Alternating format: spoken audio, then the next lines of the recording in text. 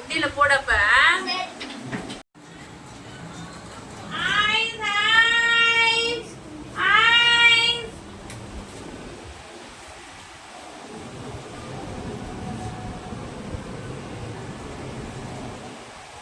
எதுக்குமா நடந்துகிட்டே இருக்க?